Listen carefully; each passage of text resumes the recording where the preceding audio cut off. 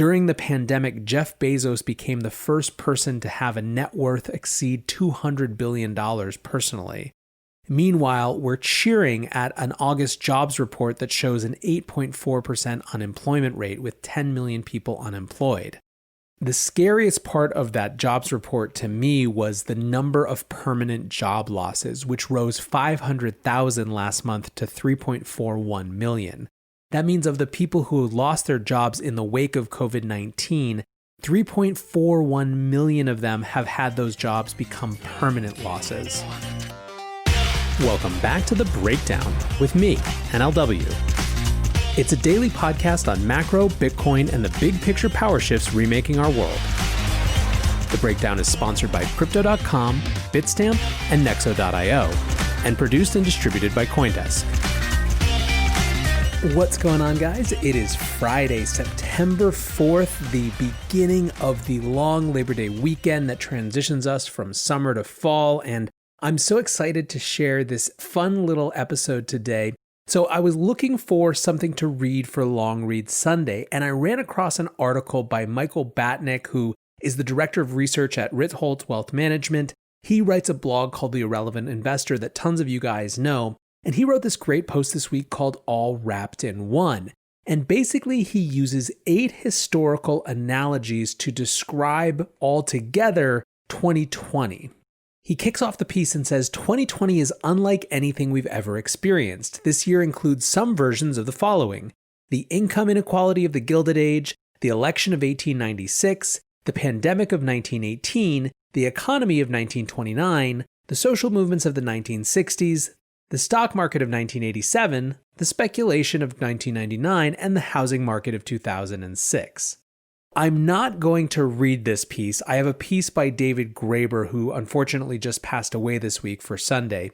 Instead, I'm going to actually use this as a guide and go through the arguments and how this all comes together. And the goal is to basically pull from this history to help better understand where we are. Those of you who are regular listeners might know that I was a history major and always take the chance to grab some historical analogy when I can. Now, because this is one of those episodes where we're talking about a really wide swath of the economy, I'm not going to do a brief today, but we will talk about some of the topics that I would have had in the brief, like the recent jobs report. So without any further ado, let's talk about the madness of 2020 explained with 8 historical analogies.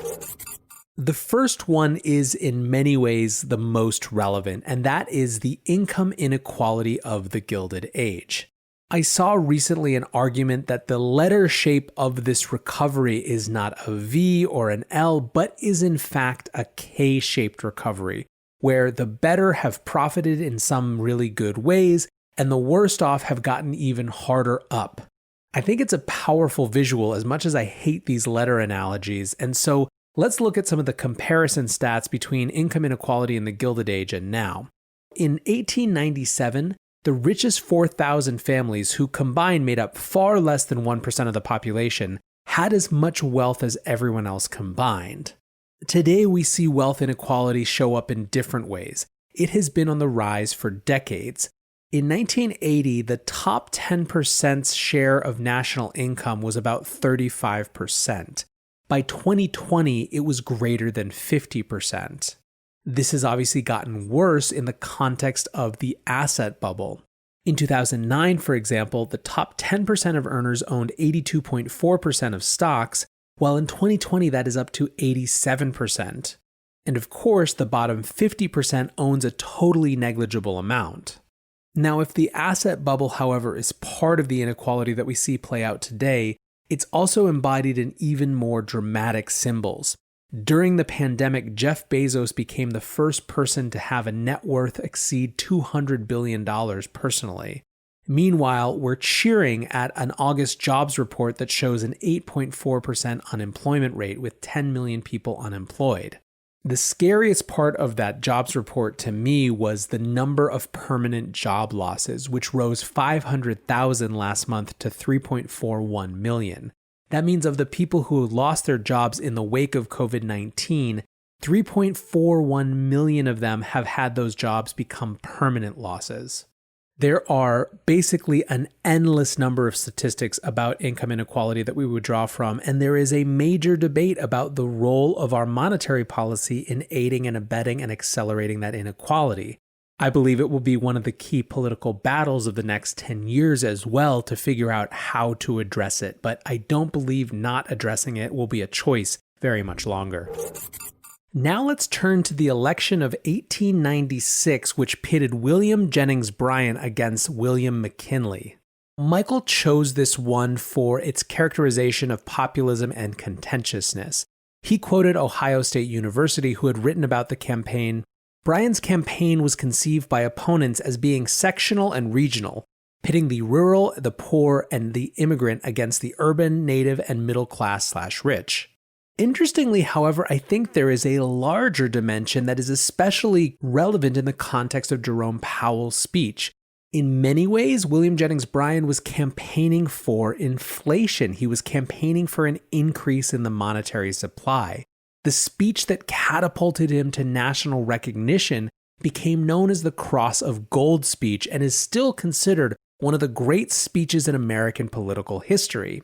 Bryan argued that the U.S. needed a bimetal standard, not just a gold standard. He thought that the money supply was too low, and this was a key plank of the populist platform at the time.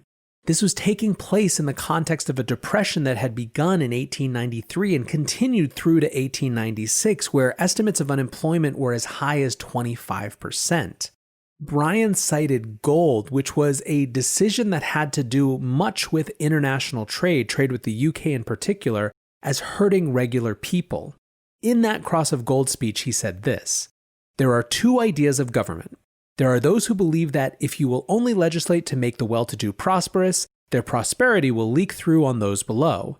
The democratic idea, however, has been that if you legislate to make the masses prosperous, their prosperity will find its way up through every class which rests upon them. You come to us and tell us that great cities are in favor of the gold standard. We reply that the great cities rest upon our broad and fertile prairies. Burn down your cities and leave our farms, and your cities will spring up again as if by magic. But destroy our farms, and the grass will grow in the streets of every city in the country." Now, there are some obvious differences to this moment. At this time, Grover Cleveland had chosen not to run for a second term as Democratic president, and the Democratic Party was itself at war between the populist side and a more conservative side. In this case, Bryan, who represented that populist side, won but didn't ultimately win the election. In the case of today, obviously Biden represents the opposite side of the Democratic Party, and we'll see what happens in November. Still, it's a super fascinating moment and certainly something that is, in the context of this sound money debate, even more relevant to today. It's hard not to see a little bit of the MMTers in Bryan, right? What's going on, guys? I'm excited to share that one of this month's breakdown sponsors is Crypto.com. Crypto.com offers one of the most cost-efficient ways to purchase crypto out there, as they've just waived the 3.5% credit card fee for all crypto purchases. What's more, with Crypto.com's MCO Visa card, you can get up to 10% back on things like food and grocery shopping. When you buy gift cards with the Crypto.com app, you can get up to 20% back. Download the Crypto.com app today and enjoy these offers until the end of September. Bitstamp is the original global cryptocurrency exchange. Since 2011, Bitstamp has been the preferred exchange for serious traders and investors, trusted by over 4 million customers, including top financial institutions. Bitstamp is built on professional-grade trading technology. Their platform is powered by a NASDAQ matching engine, and their APIs are recognized as the best in the industry. Download the Bitstamp app from the App Store or Google Play, or visit bitstamp.net/pro to learn more and start trading today. That's bitstamp.net/pro. In this crisis, many investors aim to keep and grow their digital assets. Others seek to maximize the yield on their cash. Nexo allows you to achieve exactly these two goals. The company offers instant crypto credit lines against all major cryptocurrencies, with interest rates starting from only 5.9% APR. Nexo also lets you earn up to 10% annually on your fiat and digital assets. What's more, interest is paid out daily, and you can add or withdraw funds at any time. Get started at nexo.io. The next historical analogy is perhaps the most obvious, and that's the pandemic of 1918. because we have talked about this so much, I even have an episode with Jamie Catherwood about economic history similarities to previous pandemics. I think I wanted to focus on one key psychological difference. Mike Solana from Founders Fund tweeted this week, "One chapter into Yuval Noah Harris's 2015 smash hit Homo Deus, and am pleased to inform you, I've just learned pandemics are a thing of the past." The point, of course, is that we didn't realize we were this vulnerable. We didn't realize that this type of thing could bring us to our knees so quickly. This new fear, this new recognition of our non-invincibility, I think is spilling over into geopolitics. It's spilling over into things like our sense of supply chains. And of course, at least in that context, that's not necessarily a bad thing, but there is a psychological reset and sense of vulnerability that I don't know if it was the same in 1918, because we weren't yet masters over nature in quite the same way we fancied ourselves to be now. Here's another analogy which has been made over and over: the economy of 1929 at the beginning of the Great Depression. Here are Batnik's comparison points. In the Great Depression, industrial production fell 52%, more than 40% of mortgages were in default, federal revenue fell by 50%, U.S. Steel, the first company to reach $1 billion in market cap, cut 75% of its workforce to part-time hours, and unemployment hit 25%. Meanwhile, in 2020, we saw second quarter GDP fall 9.5% from a year earlier, industrial production fell 16% year over year, non-farm payrolls fell by 20.8 million in April, and nearly 15% of the workforce was without a job that month. Now, of course, when it comes to differences, the point that everyone is hoping for, obviously, is a fast return to some normalcy that's not this sort of deep depression. At the same time, many have a sense that we're trying to outrun something structural. Go back and listen to my episode with Luke Grauman from earlier this week about what happens when the debt to GDP ratio gets this high. All right, next up, it's the social movements of the 60s, another comparison that in the context of Black Lives Matter has seemed obvious in some ways. Although, of course, there's not a convergence between that civil rights movement and an anti-war movement like there was in the 1960s. For this one, I'm actually just going to preview Long Read Sunday this week because for LRS, I'm reading a selection from the sadly just passed away David Graeber about revolutions. In the piece that I'm reading, he makes an argument from Emanuel Wallerstein that says that true revolutions are actually global. He also argues that the popular perception of the 1960s social movements as failures is quite wrong. Moreover, when looking at revolutions, he says that one of the most important points has to do with the intent of action and how that has shifted over time. Way back in the day, revolutions were about overthrowing the system of government and taking power entirely. In the 20th century, it was more about influencing the common wisdom and the common sensibility. Today, I think the fascinating thing is that there is a new option which is actually opting out of the system in a more significant way. In effect, the internet breaks physical constraints, and for the first time in the context of something like Bitcoin, we have an option to opt out of some part of the system, in this case the money part of the system, that is really powerful and profound. The next historical analogy that Michael makes is the stock market of 1987, and I think here the connection point has to do with volatility. The February to March 2020 drawdown, the 30% drawdown, was the fastest in history. It happened in just 22 days, which was a day faster than 1934 and 2 days faster than in 1931. However, the weird moment that we're in is one in which stocks are rising at the same time as measures of volatility. Jesse Felder wrote on his blog, "The VIX is raising a red flag for the rally." Basically, the VIX is expected to move in the opposite direction of stocks, and several significant tops and bottoms have been identified or could have been identified by a divergence in the S&P 500 and the VIX. For example, the 2007 stock market top saw the VIX going up even as stocks were going up as well. Felder concluded his piece, "In short, the options market is sending a message that volatility going forward is likely to be greater than the stock market currently implies. And history shows the options market is usually the one who wins this sort of argument." All right, guys, just two more analogies that help understand 2020, and this one is another big one, the speculative mania of 1999.